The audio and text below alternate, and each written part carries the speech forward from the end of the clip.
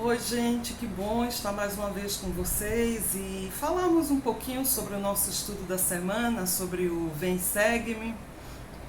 A nossa designação foi ET 12:15. Pela fé, todas as coisas se cumprem. E é importante pensarmos que nós estamos aí chegando no final do livro de Éter e também nós vamos ver o desfecho da nação jaredita. Nesse momento, no capítulo 12, nós temos um profeta que o Senhor enviou, como tantos outros profetas, para prevenir e exortar o povo. E ele enviou Éter para esse povo na época do rei Coriantum, e ele está ali, incansavelmente, pregando arrependimento dia e noite. E lembrando a esse povo coisas importantíssimas sobre o Evangelho, como a origem do homem, o nascimento de Cristo, de um Salvador. Ele está pregando sobre a Nova Jerusalém, ele está pregando sobre a fé, a importância de exercer fé. E aqueles que têm fé em Cristo podem com certeza, com segurança, esperar por um mundo melhor. Então, olha que promessa linda faz esse profeta do Senhor. Mas os homens não entenderam, eles não acreditaram, porque eles só conseguiam acreditar naquilo que eles viam, naquilo que estava diante dos seus olhos. Eles não tinham fé. E aqui em Éter 12:5, nós lemos: E aconteceu que Éter profetizou ao povo coisas grandes e maravilhosas, nas quais não acreditaram, porque não as viam. Olha que triste é a falta de fé. É você só acreditar naquilo que você vê. Esses homens, esses jareditas, não eram diferentes de tantos da nossa época, que só acreditam nas coisas que foram cientificamente provadas, daqueles que só acreditam na evidência. E aí é muito interessante pensarmos sobre a fé. O que nós acreditamos? Será que realmente exercemos fé na nossa vida? O presidente Kimball, ele falou uma coisa muito interessante. Ele comparou a fé a uma semente. Você só vai ver essa planta crescer se você plantar a semente. Então, ao plantar, você exerce a fé numa semente que vai germinar, que vai crescer e que vai se tornar uma planta maravilhosa. Ele diz assim, com fé plantamos a semente e logo presenciamos o milagre florescer. Os homens não têm entendido e têm revertido o processo. Ou seja, eles não querem plantar semente, eles querem já árvore grande, frutífera. E aí ele diz, eles querem ter a colheita antes do plantio, a recompensa antes do trabalho e o milagre antes da fé. Até mesmo os sindicatos trabalhistas mais exigentes dificilmente pediriam o salário antes da realização do trabalho. Mas muitos de nós gostaríamos de receber o vigor antes da observância das leis de saúde. A prosperidade, através das janelas abertas do céu, sem o pagamento dos dízimos. Aceitariam a íntima comunicação com o Pai, sem o jejum e a oração. A chuva na estação própria e a paz na terra, sem guardar o dia do Senhor. E outros mandamentos seus. Colheriam a rosa, antes de plantar as raízes, e os grãos, antes de semeá-los e cultivá-los.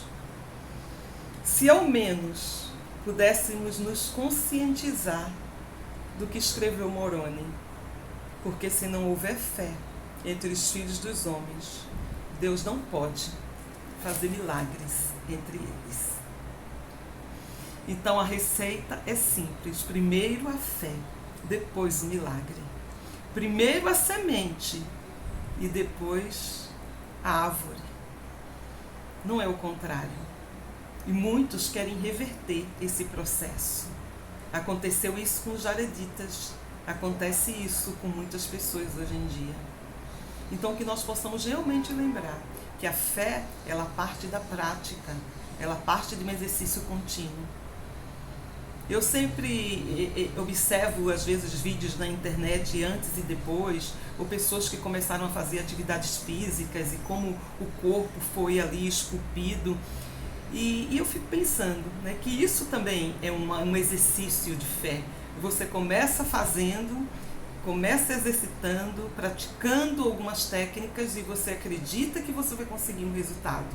E é o seu esforço contínuo que leva a esse resultado. Não é o contrário.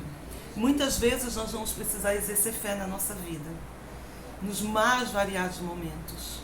É preciso fé, por exemplo, para casar. Quando às vezes você ganha muito pouco e você não sabe como vai manter uma família.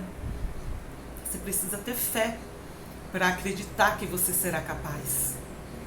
É preciso ter fé também quando você decide ir uma missão.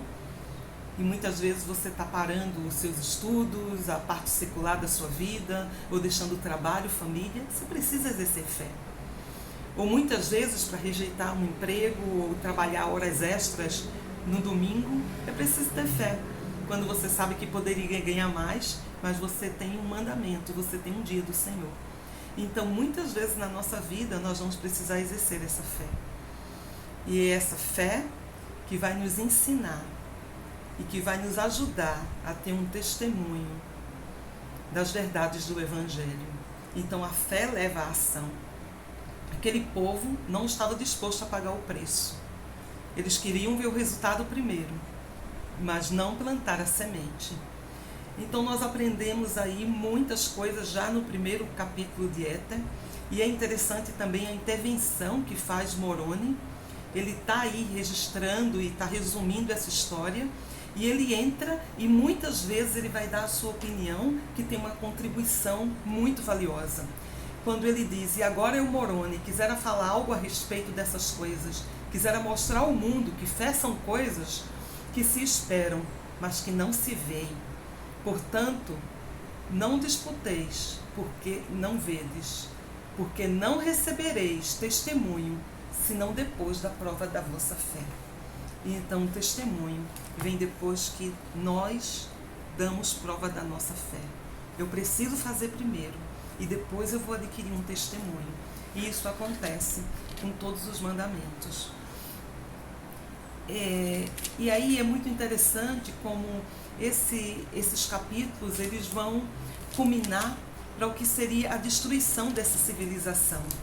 E Éter é um profeta que se levanta entre o povo para prevenir essa destruição. E ele fala ao rei, ele diz que a única maneira de serem poupados e de se arrependerem é se eles se arrependerem. Se eles se arrependerem, o Senhor vai poupar o reinado e vai poupar todo o povo. Mas Corianto, como todos os outros, eles não acreditam. E eles estão aí tão cheios de ódio que a única coisa que eles querem é guerrear.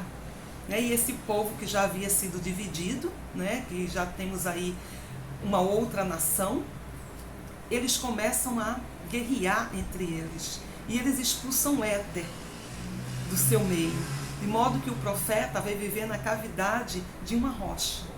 E ele vai viver nessa cavidade e vai ser uma testemunha dessa destruição. Inclusive ele diz para Corianto que se ele não se arrepender, todo o seu povo será destruído. E ele será, juntamente com Éter, o último sobrevivente para ver a destruição do seu povo, mas que ele também morrerá. Então, Éter é uma testemunha das muitas guerras, das muitas matanças, da iniquidade, como esse povo se destrói um ao outro, como esse povo já não confia um no outro, como a iniquidade amadurece na terra. E Moroni, ele vai fazendo esse registro. À medida que ele vai fazendo esse registro e ele vai lendo, ele se depara com uma situação. Ele vê e ele começa a se comparar, porque ele diz, poxa vida, o irmão de Jared escrevia muito bem, essa história está muito bem escrita. E agora estou eu aqui tentando fazer um resumo. Eu nem domino tão bem assim o idioma, né? E não me sinto capaz. E aí ele diz, quando esses registros chegarem nas mãos dos gentios, eles vão zombar de mim. E ele fala várias vezes sobre a sua debilidade, sobre a dificuldade com a escrita. E aí o Senhor diz para ele essa escritura que é tão familiar para a gente e que nos ensina tanto. O Senhor diz assim, ó: e se os homens vierem a mim, mostrar-lhe-ei sua fraqueza. E dou fraqueza aos homens, a fim de que sejam humildes. E minha graça basta a todos que se humilharem perante mim. Porque caso se humilharem perante mim e tenham fé em mim, então farei com que as coisas fracas se tornem fortes para eles. Então olha que lindo e que maravilhoso é o ensinamento que nós temos aí de Moroni, que se sentia fraco, débil, ele achava que não era capaz, ele se comparava, né? E como o Senhor fala que deu fraqueza aos homens, nós não somos seres perfeitos, nós temos as nossas fraquezas. E através das nossas fraquezas nós podemos nos tornar fortes, né? O Senhor deu dons e talentos para todo mundo. Mas existem muitas das habilidades que nós gostaríamos de ter e que muitas vezes não possuímos. E às vezes, como um homem natural, é comum a gente se comparar e dizer, nossa, mas aquela irmã canta tão bem, nossa, como aquele irmão dança, ou como ele joga futebol. E às vezes eu gostaria de ter aquela habilidade. E não tenho, porque às vezes não me esforcei, porque não é um talento natural meu. Então o Senhor nos ensina que todos nós temos essas fraquezas, e as fraquezas podem tornar-se fortes, né? Eu lembro que eu, muito jovem, eu sempre fui muito boa. Naquela época, nós da URM, nós tínhamos as buscas de escritura. E eu sempre era finalista, ali era muito rápida em memorizar escrituras e tal. Mas em compensação, eu era péssima para dançar, para jogar. Então as atividades esportivas eu não tinha nenhuma coordenação motora. E eu lembro de uma situação que nós tínhamos o Super Sábado em um quartel, que era nessa época na Estaca de Olinda. E eu fui, e depois de ter ganhado lá uma rodada de buscas de escrituras, me chamaram, vem jogar vôlei, vem jogar vôlei. E eu pensei, minha oportunidade de aprender. E lá fui eu. E a bola vinha de um lado e eu jogava para o outro lado.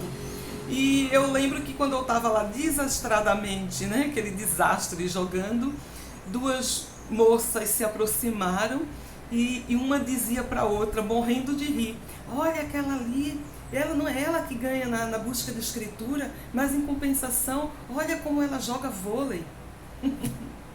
Bom, gente, eu saí do jogo na hora, né? Morta de vergonha. Como é bom a maturidade. Como é bom os anos que passam. Porque se fosse hoje, eu acho que eu teria olhado para aquela jovem e teria dito, é verdade, eu sou muito mal, eu jogo muito mal. Estou aqui porque estou tentando aprender. Você, vem aqui, pode me ajudar? Né? Nós temos fraquezas, nós não seremos bons em tudo. E aí é interessante, né, que o Senhor nos deu a capacidade também. Se eu quisesse, eu poderia ter me esforçado, eu poderia ter treinado, eu poderia ter utilizado de 1000 recursos e vencido essa fraqueza. Porque uma outra coisa, eu era extremamente tímida, muito tímida. Então, quem me conheceu na minha época de juventude sabe disso. Então, na escola, eu era extremamente tímida. E eu lembro de uma situação específica que eu tinha um professor de português, que ele era português mesmo, né, nato, e ele era extremamente exigente. E eu estava muito mal. Eu tinha minhas notas ali, assim, numa situação, numa calamidade pública. E eu lembro que já era 4º bimestre e eu precisava tirar 9 de média para poder passar sem precisar de uma recuperação, o que era quase impossível. E eu lembro que esse professor lançou um desafio para a sala, era um concurso de poesia. Então ele pediu que todos nós memorizássemos uma poesia e recitássemos, e que ele ia considerar aquela nota como a nota de prova. Então eu voltei para casa, peguei minhas apostilas de seminário e eu lembro que tinha um poema que falava pense. Pense. Se pensa que estás vencido, isto é verdade. Se pensas que não ousas, não farás. Se pensas que vais vencer e estás incerto, é quase certo que fracassarás. Pois os covardes fracassam na vida antes de haver a luta começado. Pensa que podes e conseguirás. E aí continuava todo o poema. E aí eu pensei, gente do céu, esse poema foi para mim. E eu decidi memorizar, treinei no espelho, fui morrendo de vergonha. No final eu fiz o melhor que eu podia. E eu fui a única nota 9 da sala e eu passei de ano. Naquele dia eu descobri que eu podia falar em público. Depois dessa experiência eu comecei a participar dos festivais de oratória, eu comecei a treinar, eu comecei a superar as minhas fraquezas. Depois eu fui fazer letras na universidade, me tornei professora de português. Quando veio a pandemia, eu pensei, e agora? Meus alunos precisam de um vídeo do Vem Segue-me, mas eu não sou boa no vídeo. O que é que eu faço? Estou aqui, simplesmente fazendo. Vamos lá, vamos fazendo, vamos aprendendo. Então o Senhor quer o quê? Esforço da nossa parte. As nossas fraquezas, que nós possamos apresentá-las ao Senhor. E o Senhor vai nos tornar melhores. Foi isso que aconteceu com Moroni. A gente vai ver que depois ele vai escrever o livro de Moroni, e assim, um livro muito especial, que você diz assim, como ele achava que não escrevia bem? O que aconteceu nesse processo? Ele foi melhorando, ele aprendeu as técnicas, foi o exercício de fazer. Precisamos lembrar também da dificuldade na época dele. Não era um lápis, uma caneta, não era um computador que você dá um simples delete, mas eram placas de ouro. Era você ter que pegar muitas vezes lá, não sei, um estilete, um martelo, e você ir gravando as letras, né? E além disso, a capacidade de resumir envolvia muitas coisas. Então nós aprendemos muitas coisas com Moroni. Não é feio você ter uma fraqueza. O Senhor nos dá essa fraqueza para que a gente possa ser melhor. Não seremos bons em tudo, mas podemos nos esforçar, ser humildes e apresentar a nossa debilidade para o Senhor. Podemos aprender também que o Senhor nos ama, que somos todos seus filhos. Não precisamos nos comparar com os outros. Cada um é único. Cada um tem seus dons, seus talentos, sua vida, sua história. E nós chegamos aí no final desses capítulos com uma grande guerra, uma grande destruição, 2 reis brigando, né, que é Cis e Corianto.